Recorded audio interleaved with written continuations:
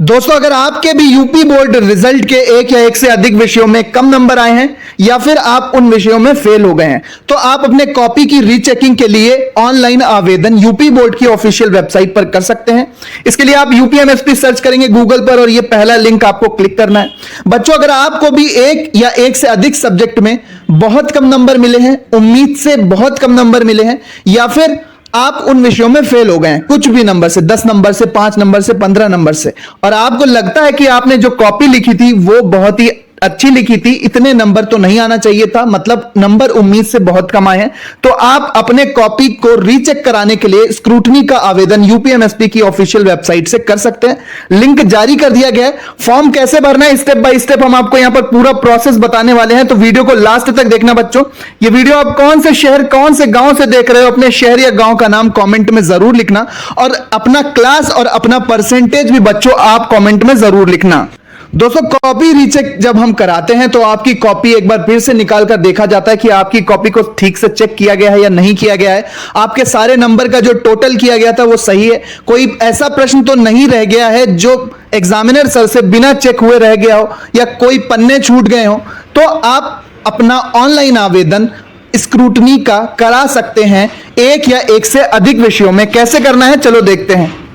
बच्चों, एक बात और आपको बताता चलूं कि अगर आप किसी पेपर में एब्सेंट दिखा दिए गए हैं रिजल्ट में, और आप उस एग्जाम, उस थ्योरी के एग्जाम या फिर उस प्रैक्टिकल में उपस्थित थे और आप एब्सेंट दिख रहे हैं अपने मार्कशीट में, तब भी आप स्क्रूटनी करा सकते हैं। एक बच्चे ने पिछले साल कराया था, एब्सेंट दिखा रहा था प्रैक्टिकल में, फिर उसको बच्चों प्रैक्टिकल में नंबर दे दिए गए थे और वो बच्चा पास हो गया था। तो अगर एब्सेंट हो, नंबर उम्मीद से बहुत कम है, आप भले पास हो लेकिन नंबर कम आए, तब भी स्क्रूटनी करा सकते हो। और अगर आप विषयों में फेल हुए, एक या एक से अधिक विषयों में फेल हुए, तब भी आप जितने विषय की भी स्क्रूटनी चाहो कॉपी रीचेकिंग करा सकते हो। एक सब्जेक्ट की रीचेकिंग कराने के लिए, स्क्रूटनी कराने के लिए 500 रुपए का बच्चों शुल्क निर्धारित किया गया है। 500 रुपए का शुल्क निर्धारित किया गया है कॉपी की रीचेकिंग कराने के लिए। 14 मई यहां पर लास्ट डेट रखी गई है स्क्रूटनी की। 14 मई तक हमको अपना आवेदन पत्र भेजना है। ठीक है, कहां भेजना है, कैसे भेजना है, पूरा स्टेप बाय स्टेप समझेंगे। सबसे पहले आपको यहां पर 3 महत्वपूर्ण निर्देश मिल जाते हैं स्क्रूटनी से संबंधित, कि यहां से तो आप अपना डाउनलोड कर सकते हैं स्क्रूटनी का नोटिफिकेशन जो 20 अप्रैल को ही जारी कर दिया गया था। कॉपी रीचेकिंग के क्या नियम है, कितना शुल्क है, कैसे क्या करना है, पूरा प्रोसीजर हम यहां से डाउनलोड कर सकते हैं। अभी मैं आपको करके दिखाता हूं। आवेदन करने के बाद बच्चों दूसरा जो निर्देश दिया हुआ है यहां पर आप ध्यान से देखेंगे, आवेदन करने के बाद यहां पर जो अंतिम तिथि है बच्चों 14 मई है, इस बात को आपको ध्यान देना है। ठीक है, 14 मई यहां पर अंतिम तिथि रखी गई है। अब आवेदन करने के बाद आप यहां पर जो आवेदन भरेंगे, ठीक है, एक सब्जेक्ट में, 2 सब्जेक्ट में या 3 सब्जेक्ट में, उस आवेदन को आपको डाउनलोड कर लेना है, इसकी प्रिंट आउट निकाल लेनी है, और ट्रेजरी के चालान की मूल प्रति के साथ, चालान का भी फॉर्म यहां पर अभी मैं आपको निकाल के दिखाऊंगा, चालान भी आप डाउनलोड कर सकते हैं, संबंधित क्षेत्रीय कार्यालयों पर निर्धारित पते पर रजिस्टर्ड डॉक यानी रजिस्ट्री के द्वारा 14 मई से पहले हमें प्रेषित करना है। फॉर्म का प्रिंट आउट और ट्रेजरी चालान जहां पर शुल्क जमा होगा। एक सब्जेक्ट की करा रहे हैं तो 500, एक सब्जेक्ट की करा रहे हैं तो 500, 2 सब्जेक्ट की कराना चाहते हैं 2 पेपर की तो फिर 1000। अगर आप थ्योरी और प्रैक्टिकल का अलग अलग शुल्क पड़ेगा, मान लेते हैं आप फिजिक्स केमिस्ट्री की थ्योरी का आप स्क्रूटनी करा रहे हो तो उसके लिए 1000 लगेंगे। अगर आप किसी प्रैक्टिकल में बाई चांस एब्सेंट हैं या कम नंबर से फेल कर दिए गए तो आप प्रैक्टिकल की भी स्क्रूटनी करा सकते हो, प्रैक्टिकल का अलग से चार्ज लगेगा, तो प्रैक्टिकल का भी शुल्क 500 है। मान लीजिए 2 थ्योरी एक प्रैक्टिकल में करा रहे हो तो 1500 लग जाएंगे। 2 थ्योरी 2 प्रैक्टिकल में करा रहे हो, एब्सेंट हो गए या कम नंबर है या जबरदस्ती जानबूझ के एग्जामिनर ने फेल कर दिया गुस्से में आके, ऐसा कुछ हो जाता है रेयरली, तब भी आप स्क्रूटनी प्रैक्टिकल की भी करा सकते हो और थ्योरी की भी करा सकते हो। तो रजिस्टर्ड डॉक से भेजना है, डाक से भेजना है। निर्धारित तिथि के बाद अगर आप ट्रेजरी चालान की मूल प्रति प्राप्त नहीं हुई तो स्क्रूटनी की कार्रवाई नहीं की जाएगी। इस संबंध में परीक्षार्थी खुद उत्तरदायी होंगे। यहां से भैया फॉर्म जब भर जाएगा तो यहां से हम इसका प्रिंट आउट डाउनलोड कर पाएंगे। बाकी ट्रेजरी चालान यहां से डाउनलोड करना है। बाकी यहां पे हम आपको नियम जितने भी स्क्रूटनी के वो यहां से डाउनलोड करके हम आपको दिखा देते हैं।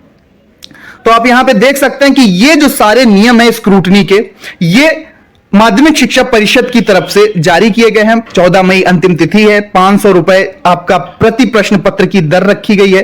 थ्योरी और प्रैक्टिकल का अलग अलग होगा। ठीक है, लिखित और प्रयोगात्मक खंड हेतु अलग अलग है। ठीक है, बाकी upmsp.edu.in पर सारे निर्देश यहां पर दिए गए हैं। 14 मई से पहले हमें प्रेषित कर देना है, भेज देना है। ऑफलाइन कोई आवेदन स्वीकार नहीं किया जाएगा। बाकी यहां पर सारी डिटेल हमको मिल जाती है। अब चलते हैं हम चालान की तरफ। जो आपको चालान भरना है, चालान कहां से डाउनलोड करेंगे? यहां से डाउनलोड करेंगे, नोट ट्रेजरी चालान का फॉर्म डाउनलोड। तो ये आ गया हमारे पास चालान। अब चालान उसी हिसाब से भरा जाएगा बच्चों, जिस हिसाब से हम अपने सब्जेक्ट की स्क्रूटनी कराएंगे।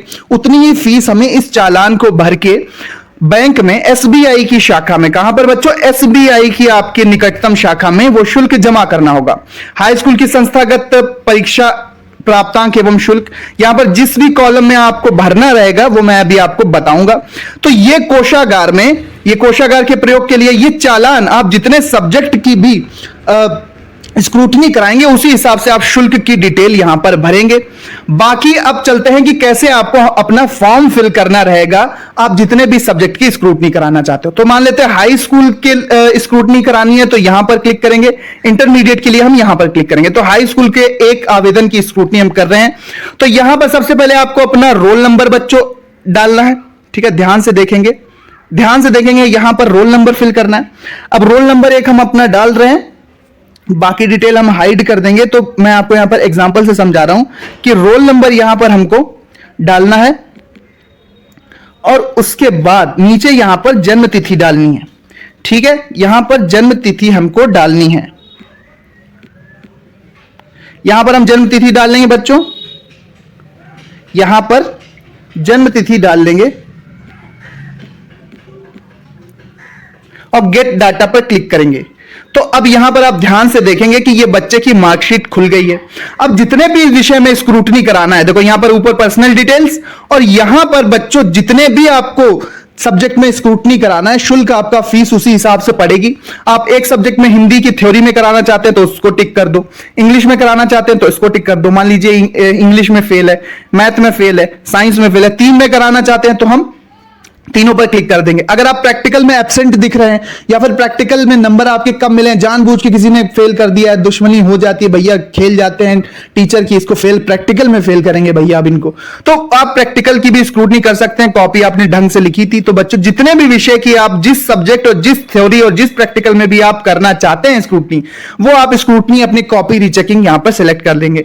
तो फॉर एग्जाम्पल 3 में बच्चा फेल है तो हम यहां पर 3 पर क्लिक कर देंगे और बाकी देखो यहां पर जितने आप सब्जेक्ट क्लिक करेंगे उसी हिसाब से शुल्क यहां पर लिखकर आ जाएगा। 3 में कराया तो 1500, 4 में करा देंगे तो 2000। ठीक है, तो जितने भी सब्जेक्ट में आप चाहो तो आप कर सकते हो। बाकी आप धनराशि यहां पर भर देंगे। ठीक है, यहां पर आप धनराशि भर देंगे।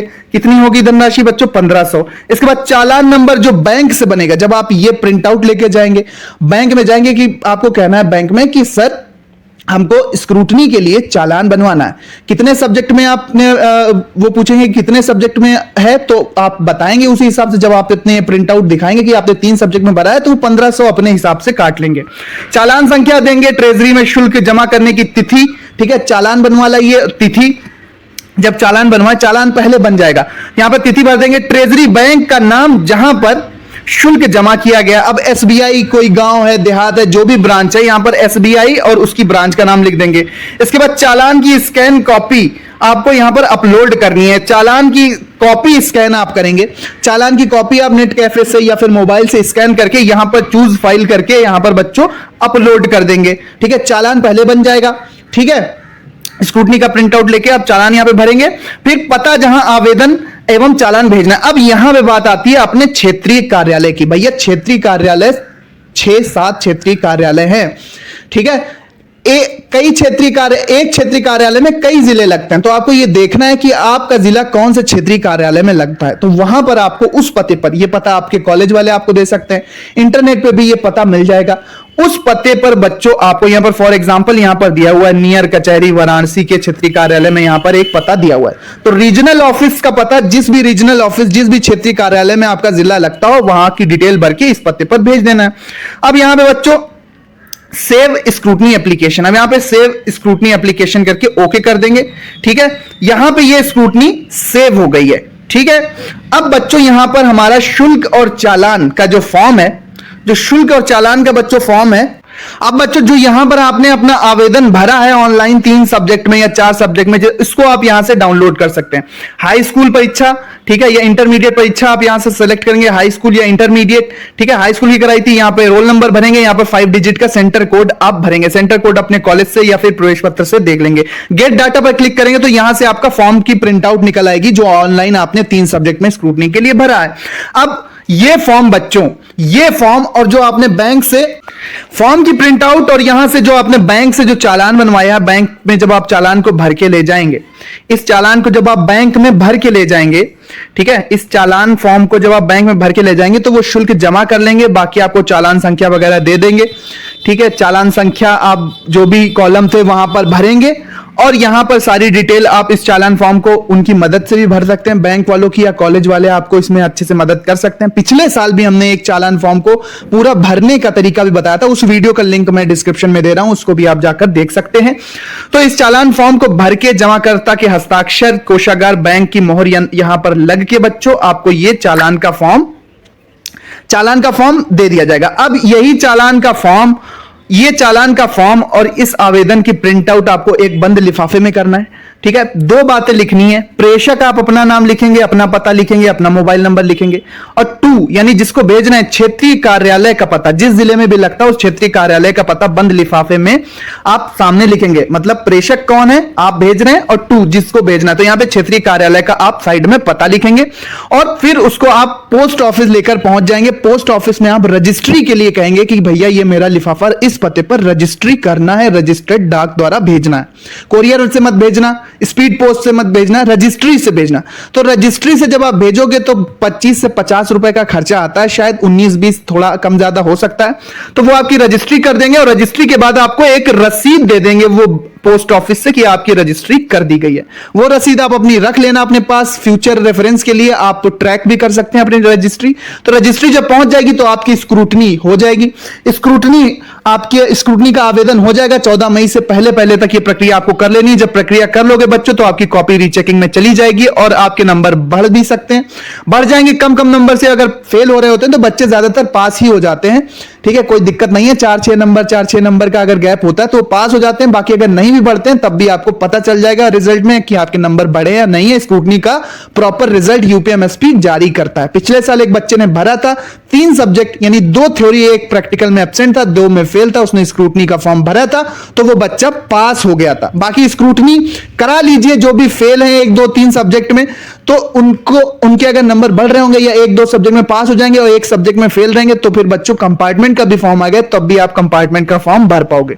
सो पूरा प्रोसेस मैंने आपको बता दिया है। बाकी प्रोसेस में आप कॉलेज वालों और बैंक वालों इन सब की मदद ले सकते हैं, उनको और अच्छे से इस पूरे प्रोसेस का पता होता है, वो आपकी स्क्रूटनी करवा देंगे। हाथ पे हाथ रखकर मत बैठिए। अगर आपको लगता है कि भैया कॉपी मैंने अच्छी लिखी थी, नंबर बहुत कम आए हैं या फिर फेल हो गए हो कम नंबरों से, 4, 6, 8, 10 नंबरों से, 12, 15 नंबरों से, तो भी स्क्रूटनी करा लो। अगर लगता है कि बढ़ सकते हैं तो बढ़ जाएंगे, साल बच जाएगा। बाकी सब प्रोसेस आपको कॉलेज वाले और अच्छे से बता देंगे क्योंकि वहां पर हर साल स्क्रूटनी का कार्य होता रहता है। बच्चे अपने कॉलेज से ही तो मदद मांगेंगे। सो मिलते हैं अपने नेक्स्ट वीडियो में। उम्मीद करते हैं इस वीडियो ने आपकी हेल्प करी होगी। पढ़ते रहो, आगे बढ़ते रहो, चैनल को जरूर सब्सक्राइब कर लो। मिलते हैं अपने नेक्स्ट वीडियो में। वीडियो देखने के लिए धन्यवाद।